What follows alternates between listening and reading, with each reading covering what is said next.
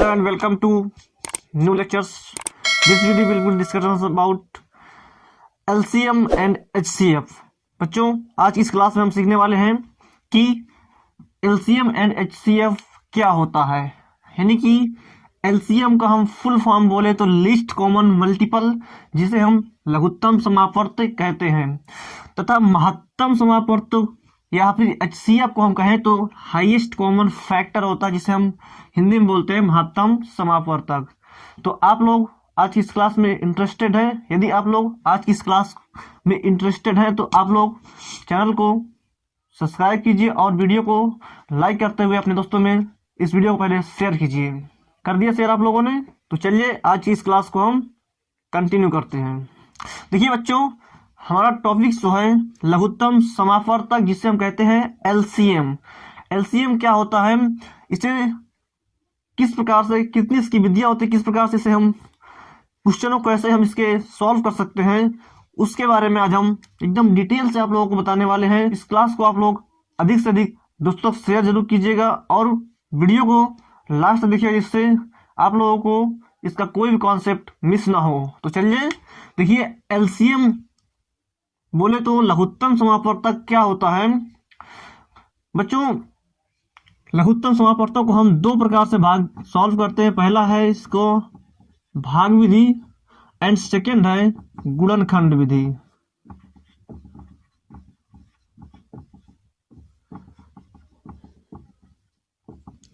दो विधि होती है महत्तम समापवर्तक और लघुत्तम समापवर्तक को हल करने के लिए। इसकी दो विधियां होती हैं। पहला होता है भाग विधि और दूसरा होता है गुणनखंड विधि। ये लघुत्तम समापवर्तक को हम पहली आज विधि सीखेंगे, भाग विधि। तो देखिए बच्चों, पहली विधि हमारी है भाग विधि।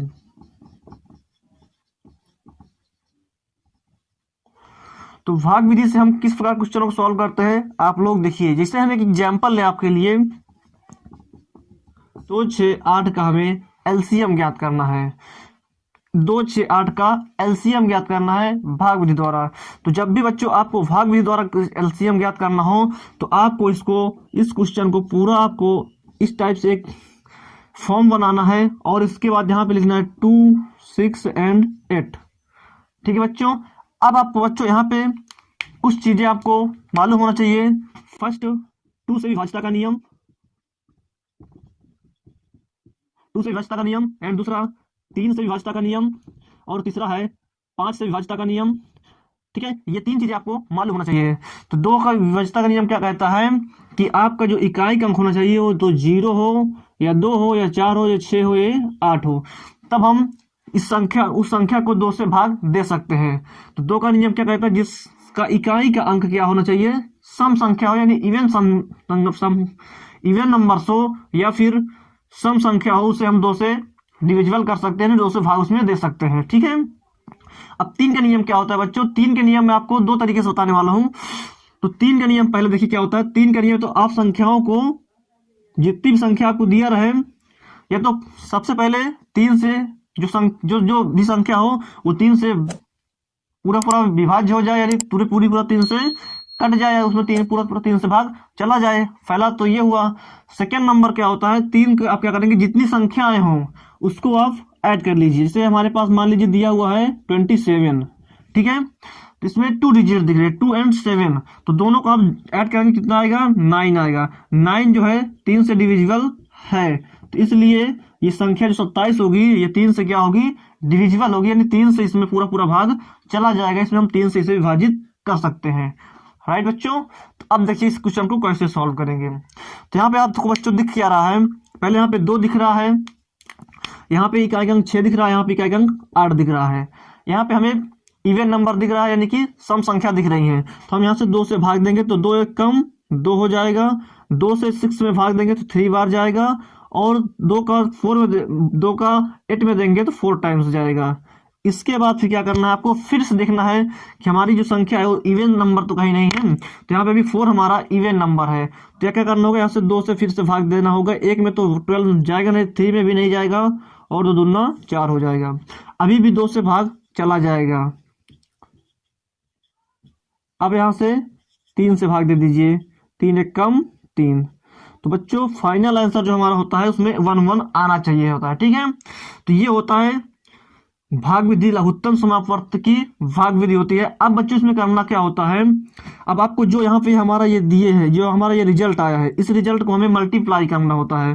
तो 2 × 2 × 2 × 3 का मल्टीप्लाई करेंगे। देखिए यहाँ से शॉर्टकट विधि आप अपनाइएगा। देखिए यहाँ से तो 2 4 होगा, 4 12 2 जा 8 होगा, और 8 3 जा 24 होगा। तो यानी कि 24 हमारा क्या हो जाएगा, राइट आंसर हो जाएगा। तो 2 6 8 का अगर कोई पूछे आपको कि इसका एलसीएम क्या होगा, तो आप यहां से लिखिएगा एलसीएम क्या होगा इसका, 24 होगा। क्या होगा, 24 होगा। राइट बच्चों, समझ में आया।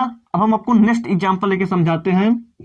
जैसे देखिए आप नेक्स्ट एग्जांपल है, नेक्स्ट एग्जांपल हम अपने लिए लेते हैं 6 12 18 का, ठीक है। इसका आपको भाग विधि द्वारा क्या निकालना है, एलसीएम निकालना है, यानी कि लघुत्तम समापवर्त निकालना है, ठीक है।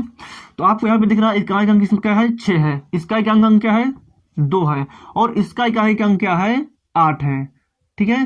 तो ये संख्या क्या होगी, 2 से डिविजिबल होगी, यानी 2 से इसमें भाग चला जाएगा, ठीक है। तो यहां से 2 से भाग देंगे हम, तो 2 से भाग देंगे, 2 तिहाई 6 होगा, 2 छंग 12 होगा, 2 9 18 होगा। अब यहां देखिए अभी भी 2 से भाग इसमें चला जाएगा, क्योंकि 6 क्या है, इसका सम संख्या है, इवन नंबर। तो 2 से भाग देंगे, 3 में तो जाएगा नहीं, क्योंकि ये क्या है, ऑड नंबर, यानी कि विषम संख्या है। 2 तिहाई 6 और 9 का 9 रहेगा।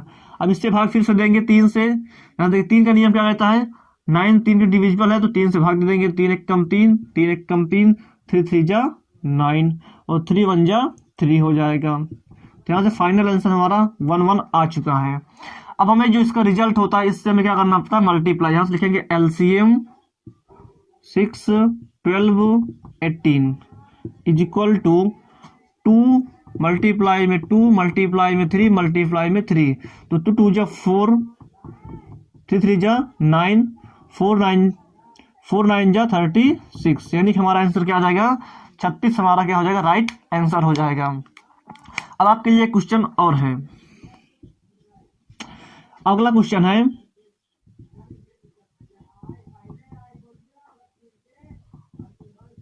ये क्वेश्चन है, इसे कैसे सॉल्व करेंगे, देखिए आप लोग। सबसे पहले इसे हम ऐसे कॉलम बनाएंगे, और यहाँ से 5 10 एंड 25 लिख दिया जाएगा। अब बच्चों आपको यहाँ पे दिख रहा होगा इकाई अंक इसमें क्या है, अभी 0 है, इसमें क्या है 5 है, इसमें क्या है 5 है, एक में 0 है, यानी इसे हम भी 2 से इसे डिविजिबल करेंगे, तो 2.5 तो जाएगा नहीं, 2 पंचे 10 होता है, और 25 में तो जाएगा नहीं। हमें इकाई अंक देखना है, ठीक है। इकाई अंक क्या है हमारा, और नंबर है, विषम संख्या है, तो इसे में हम 2 से भाग नहीं दे सकते बच्चों, ठीक है। इसमें 0 था, तो इसमें हम 2 का भाग दे दिए हैं, ठीक है। अब यहाँ से हम 5 में करेंगे, तो 5 1 जा 5, 5 1 जा 5, एंड 5 5 जा 25, ठीक है। यानी कि 5 50 25 होता है, और 5 51 5 हो जाएगा। फाइनल आंसर हमारा 1 1 आ चुका है बच्चों, ठीक है। तो ये इसका हो जाएगा एलसीएम। तो इसका मल्टीप्लाई करेंगे, एलसीएम 5 10 एंड 25 का, तो क्या होगा, 2 मल्टीप्लाई 5 मल्टीप्लाई 5, यानी यहाँ से क्या हो जाएगा, 2 पंचे 10 पचे 50, यानी हमारा एलसीएम 5 10 25 का एलसीएम कितना आएगा, 50 आएगा, यानी 50। आप लोगों ने समझ लिया कि एलसीएम क्या होता है। तो एलसीएम की जो फर्स्ट जो हमारा टाइप्स होता है भाग विधि से सॉल्व करना। तो भाग विधि से किस प्रकार सॉल्व किया जाता है, आप लोगों को एकदम मक्खन की तरह कॉन्सेप्ट जो होगा इसका क्लियर हो चुका होगा। अब हम अपने नेक्स्ट कॉन्सेप्ट से चलते हैं, जो कि है गुणनखंड विधि से, ठीक है। अब इसकी आपकी क्वेश्चन की प्रैक्टिस आप इसी प्रकार कर लीजिएगा, तो आपको हर एक टाइप के क्वेश्चन बहुत ही बेहतरीन तरीके से कवर हो जाएंगे। बच्चों आज की इस क्लास में हम एलसीएम की जो भाग विधि है उसे सीखेंगे हम गुणनखंड विधि। गुणनखंड विधि सीखेंगे।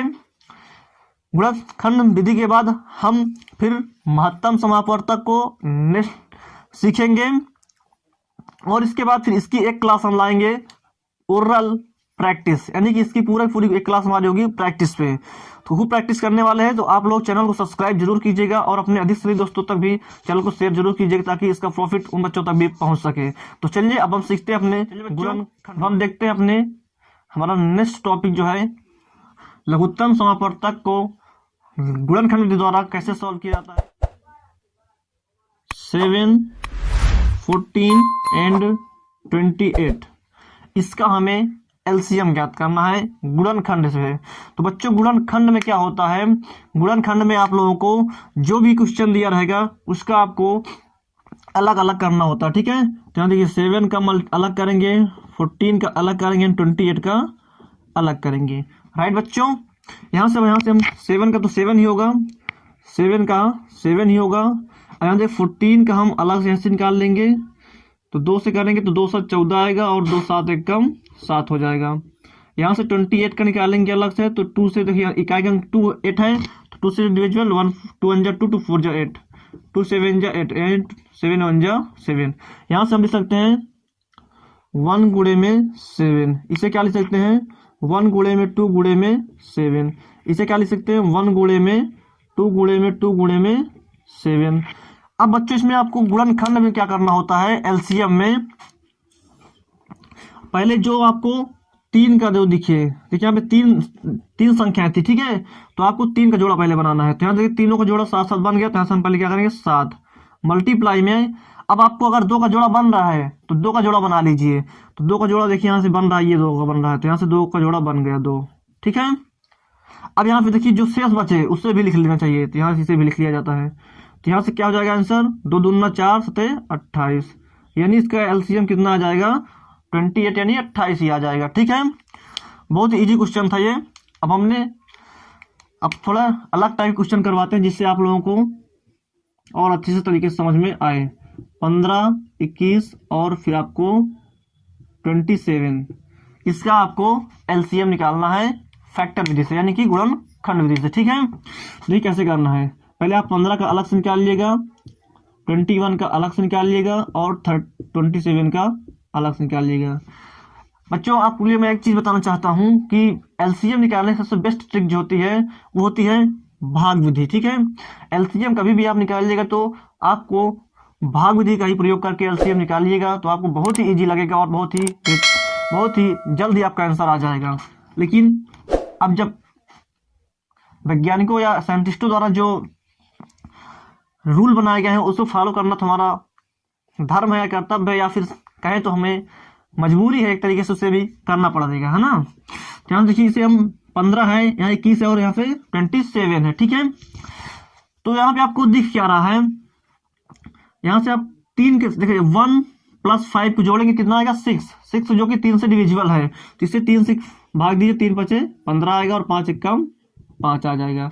अब इसे भी जोड़िए 2 1 3, दोनों का जोड़ कितना होगा 3 होगा, 3 जो कि क्या है डिविजिबल है, इसीलिए 21 भी 3 से डिविजिबल होगा, यानी 3 × 7 = 21 और 7 × 1 = 7, 27 2 7 2 9 क्या 3 से डिविजिबल है, तो यहाँ से भी क्या हो जाएगा 3 से डिविजिबल हो जाएगा, तो 3 9 27 और 3 3 9 3 × 1 = 3। अब यहाँ से आपको लिखना है 15 = 21 एंड 27 3 गुणे में 5, यहाँ से लिखना है 3 गुणे में 7 और यहाँ लिखना है 3 गुणे में 3।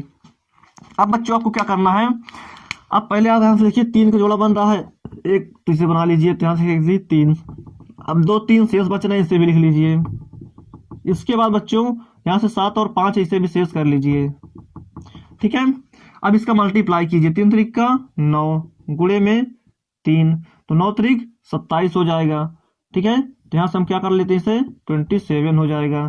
27 मल्टीप्लाई 7 में करना है 7 7 49 और 7 दूनी 14 14 4 18, इसमें मल्टीप्लाई कैसे करना है 5 का मल्टीप्लाई करना है, तो 5 9 45 हासिल लगे 4 और 5 9 40 4 44 हासिल लगे फिर से 4 और 5 1 5 4 9, तो इसका एलसीएम जो होगा क्या होगा 945 होगा। इसका एलसीएम क्या होगा 945 होगा बच्चों, ठीक है। अगर आपको इस तरह से अगर कोई दिक्कत हो रही है तो आप ऐसे भी से भाग भी से भी इसका आंसर चेक कर सकते हैं। देखिए हम आपको चेक करके दिखा रहे हैं, आप इसका स्क्रीनशॉट ले लीजिए। ले लिए स्क्रीनशॉट। देखिए इसे अब आप इसे भाग भी से सॉल्व कर लीजिएगा तो आपका आंसर क्या आएगा, सेम आएगा। ठीक है, तो देखिए 15, 21 एंड 27, इसका जब हम एलसीएम निकालेंगे तो 3 से करेंगे, 3 पचे 15, 3 सत्ते 21 और 3 नवा 27।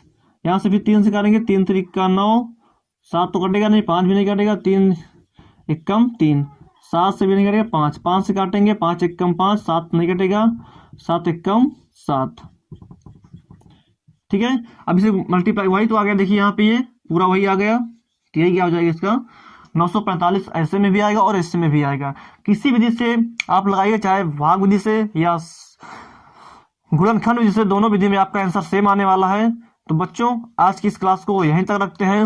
नेक्स्ट वीडियो में हम सीखेंगे महत्तम समापवर्तक, जिसे हम कहते हैं HCF।